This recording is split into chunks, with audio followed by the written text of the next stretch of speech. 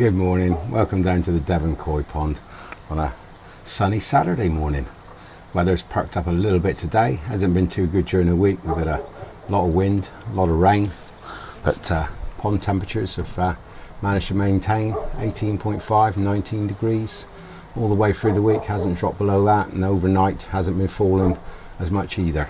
The nights have been quite mild, so I haven't put the covers on yet. I'm still thinking about it. It's going to happen at some point, but anyway, so yeah, we've had a little bit of a few problems this week.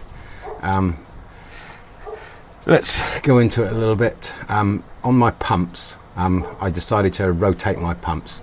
Now I don't work Fridays anymore. I'm semi-retired, so on a Friday now I do a little bit of pond stuff. I don't normally video what I do on a Friday, but I decided to swap the pumps over, rotate them round, as in the bottom drain one's been running a lot against the skimmer one, against the one in the answer. They've all been running at different speeds and amounts of time, so I thought I'd swap the bottom drain pump over for the waste pump, which is the least used one. So I'd rotate them all round, swap the skimmer pump over for the one in the easy, and rotate all four pumps round.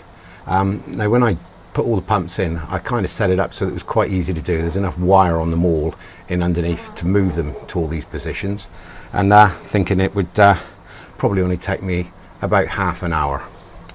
So I decided to do that yesterday, and I thought it's not really worth videoing it, and really I should have, because it turned into a bit of a mammoth task, but through no fault on the pumps.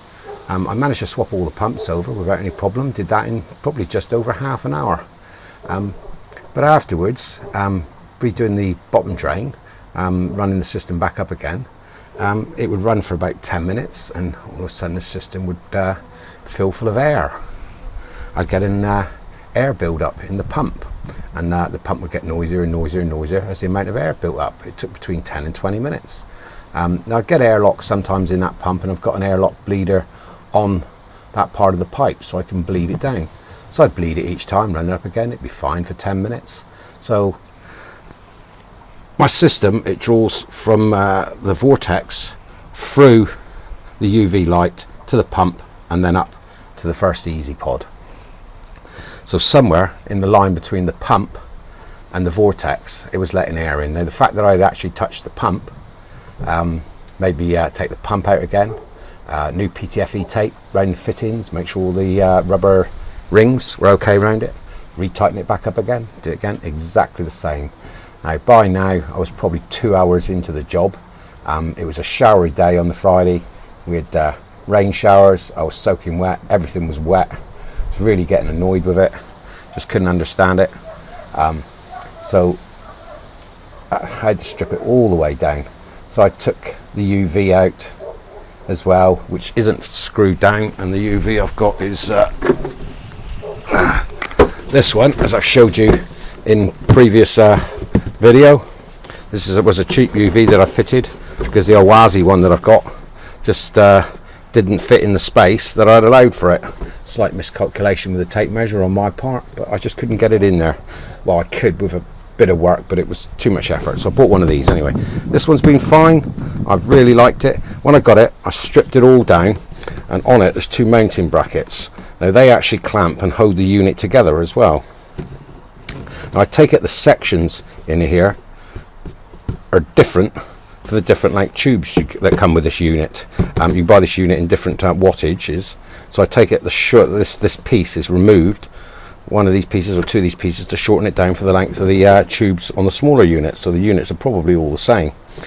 But I took the unit out, looked fine on that, redid all the seals on it, put it all back in again. There was still air being drawn into the system. Couldn't understand it. It was like it was sucking air through a joint. Couldn't find it, redid all my joints and everything. So I pulled it all apart again, pump out, UV back out. Jury rigged it up just between the end of the pipe where it fits into this with a flexible line to the pump, ran it up, it was fine. So there was something with the UV unit. What I discovered in the end was at some point one of these joints here had started to leak and was letting air in.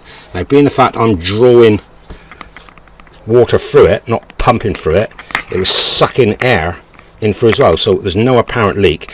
And when I turned the system off and the water back ran down the pipe, it wasn't showing a leak, but it was actually letting a leak out here.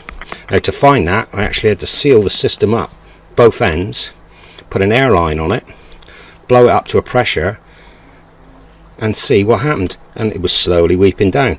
So I filled it full of water, put it on a pressure, put it on a hose pipe, so hose line, what, 3 bar, filled it full of water, and there was a slight leak here, and it was drawing an amount of air in through one of the joins in it.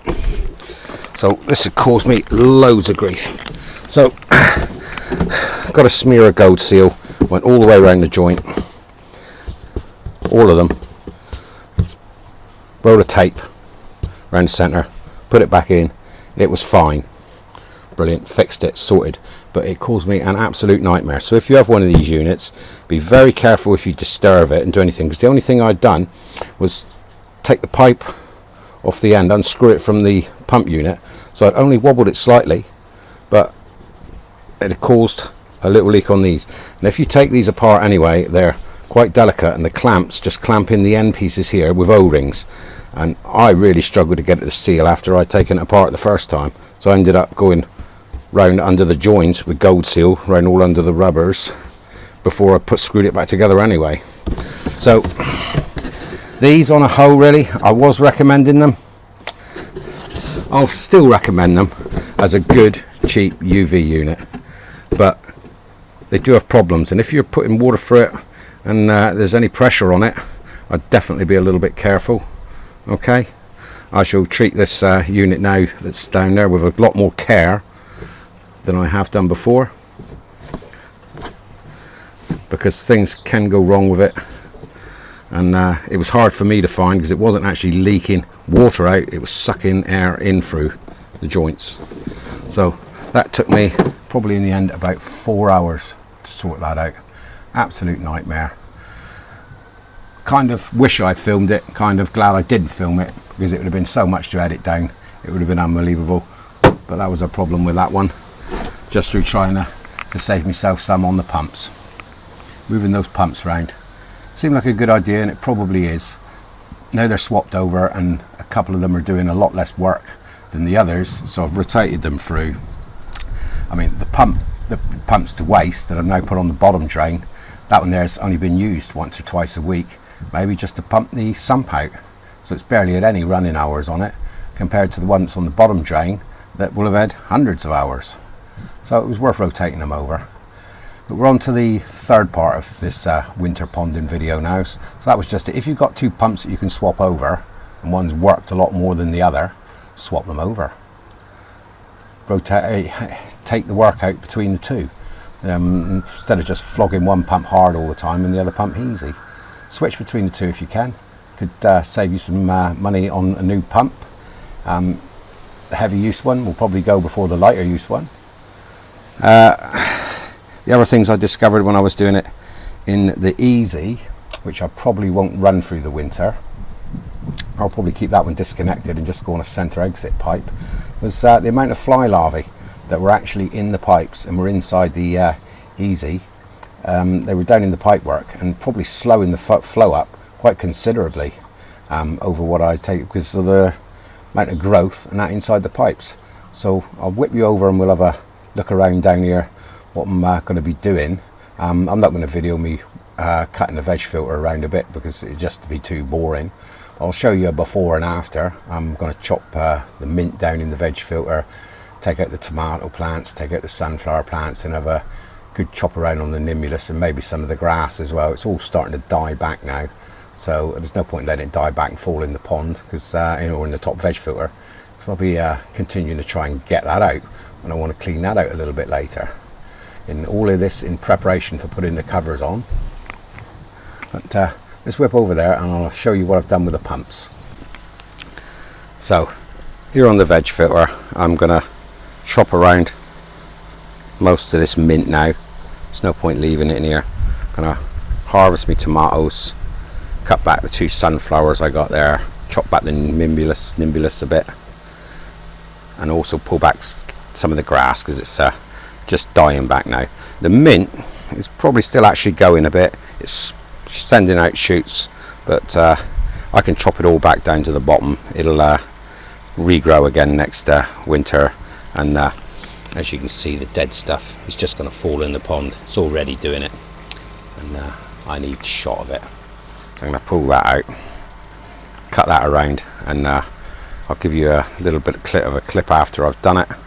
Pulled it all out, all the gravel that's in the pots. I'm going to have to get myself a nice garden sieve, I think. Tip everything into that, and then I can sieve and wash it through to sort that out.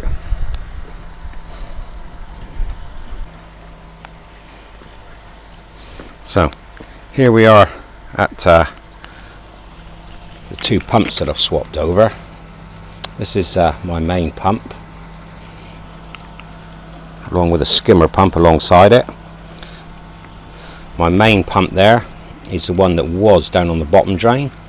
That one's been swapped over. This one here is the one on the skimmer line, and that one is off the easy.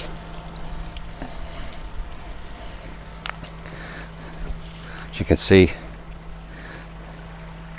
the centre's out of the vortex at the moment, and the easy answer is here, ready to go back in. I will pop it back in for a little while yet, till I constantly go over to the just the center exit pipe. I mean, you should be able to see the rubbish swirling around and separating out there. It works very well, just an ordinary vortex. So through the winter, with the less food in there, I'll run it without the easy answer in the middle there. But if we have a look here on the lip, you can see the kind of fly larvae that was in the pipe, and slowing the flow down on that somewhat. This is the actual pipe that this one sits on, and if we look in there,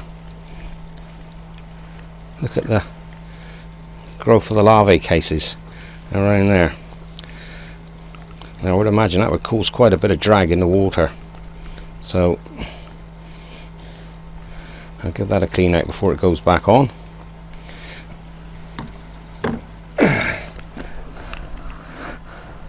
So down here in the bottom, this is the pump that was on the bottom drain. It's now over here, and this is the pump that was on the skimmer. I've been swapped them over for the other 2. I'll be starting my winter tidy up out here.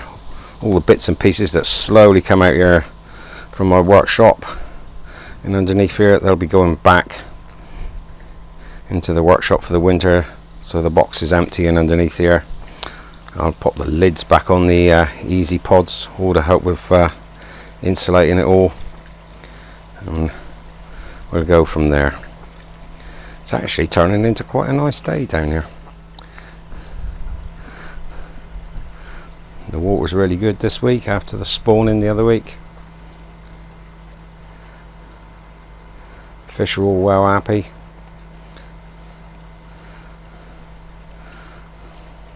I haven't looked at the water temperature this morning, but it was quite a mild night last night, so I imagine it's above 18 certainly anyway. So you can see the little bit of carp pox on that chag's tail there. That one's got a little bit of pox.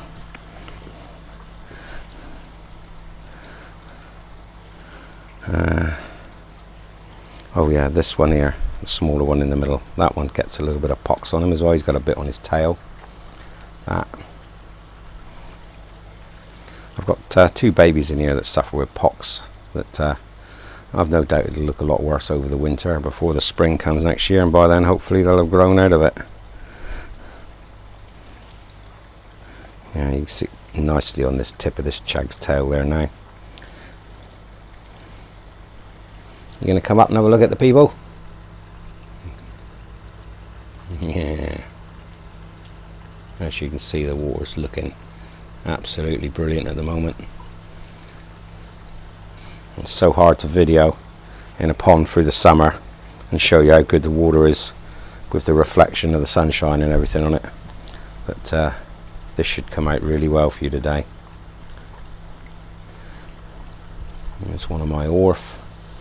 So they'd all be looking pretty depressed if they knew what I'm going to do with the covers and the fact I'm not going to warm the water up for them. Let's have a look, see what the temperature is. Actually, we've got it's quite low. We've got 17.6. So that is actually the coldest I've seen it all week.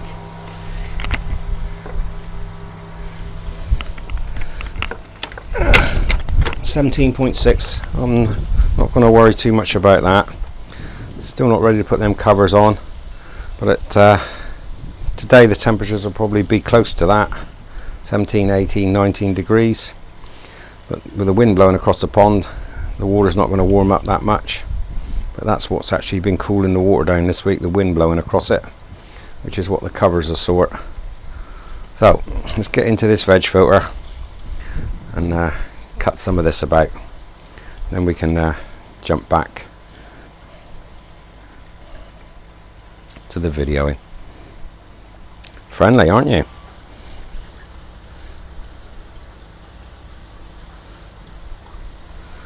That fish there was an original baby that I've had.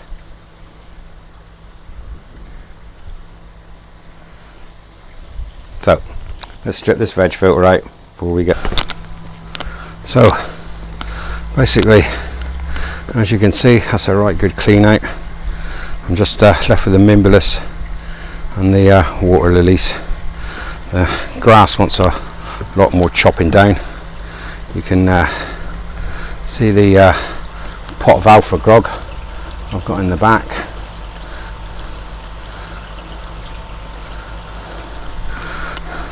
Weather's changed completely, it's coming to rain now. So we'll be finishing this video this week like this. Hope you all enjoyed it. I might get out and chance to add some bits of it finally cleaned up tomorrow. If so, I'll finish the video off tomorrow, but I'm not going to stand out here in the rain. So from down here in Devon, it's goodbye for now. Catch you later.